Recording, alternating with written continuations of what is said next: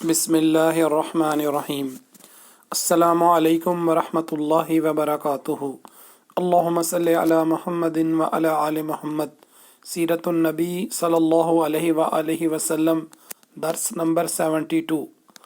حضرت سودا رضی اللہ عنہ سے شادی۔ حضرت خدیجہ رضی اللہ عنہ کی وفات کے بعد حضرت سودا رضی اللہ عنہ اور حضرت عائشہ رضی اللہ عنہ کو آپ صلی اللہ علیہ وآلہ وسلم کے نکاح میں آنے کی فضیلت حاصل ہوئی۔ حضرت سودا رضی اللہ عنہ اور حضرت عائشہ رضی اللہ عنہ کا نکاح چونکہ قریب ایک ہی زمانے میں ہوا تھا، اس لیے مورخین میں اختلاف ہے کہ کس کو تقدم حاصل ہے۔ ابن اسحاق کی روایت ہے کہ حضرت سودا رضی اللہ عنہ کو تقدم حاصل ہے، جبکہ علامہ ابن کثیر نے سیرت النبی صلی اللہ علیہ وآلہ وسلم میں لکھا ہے کہ رسول اللہ صلی اللہ علیہ وآلہ وسلم نے حضرت خدیجہ رضی اللہ عنہ کے بعد حضرت عائشہ رضی اللہ عنہ سے ہی سب سے پہلے نکاح کیا۔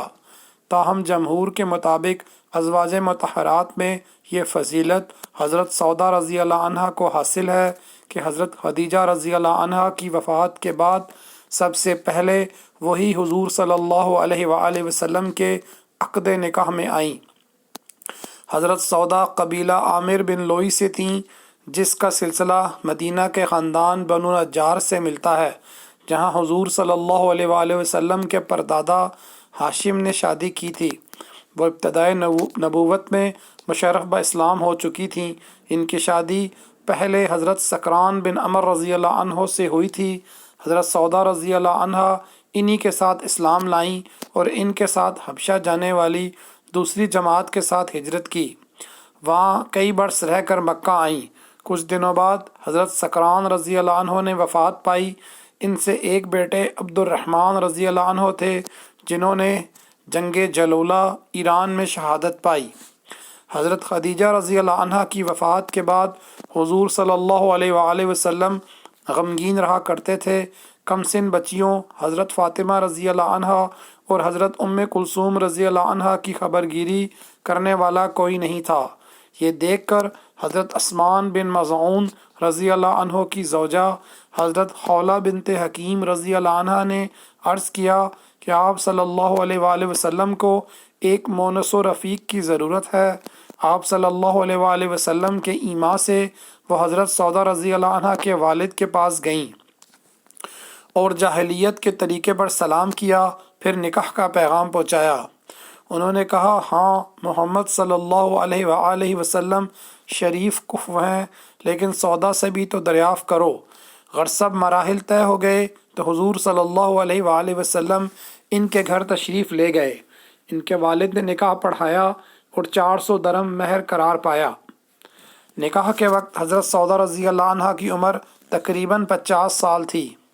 ان کی ماں کا نام سموس بنت قیس تھا۔ شوال 10 نبوی میں نکاح ہوا۔ سیدہ سودا رضی اللہ عنہ بلند قامت اور فربہ اندام تھیں۔ سخاوت و فیاضی ان کے اوصاف کے نمایاں پہلو تھے۔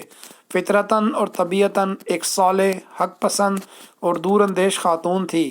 بزرگوں کی اطاعت، بچوں سے محبت اور سب کی خدمت کا جذبہ ان میں کوٹ کوٹ کر بھرا ہوا تھا۔ آپ رضی اللہ عنہ سنجیدہ مزاج تھیں اور قبول اسلام سے قبل بھی زمانہ جاہلیت کے رسوم و رواج کو پسند نہیں کرتی تھیں۔ یہی وجہ ہے کہ جب حضور صلی اللہ علیہ وآلہ وسلم نے توحید و رسالت کا اعلان فرمایا تو آپ رضی اللہ عنہ نے اس پیغام کو فوراً قبول فرما لیا اور دعوت توحید کے 3 سالہ دور میں جن 133 افراد نے اسلام قبول کیا، ان میں آپ رضی اللہ عنہ کا نام بھی نمایاں طور پر شامل ہے۔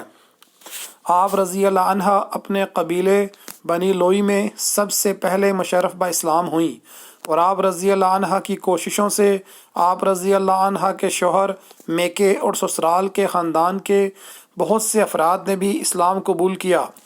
حضور صلی اللہ علیہ وآلہ وسلم سے سیدہ سودا رضی اللہ عنہ کے کوئی اولاد نہیں ہوئی تھی۔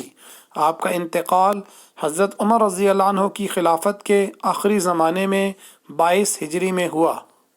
آئندہ کے لیے جاری ہے۔ جزاک اللہ خیرہ۔ السلام علیکم ورحمۃ اللہ وبرکاتہ۔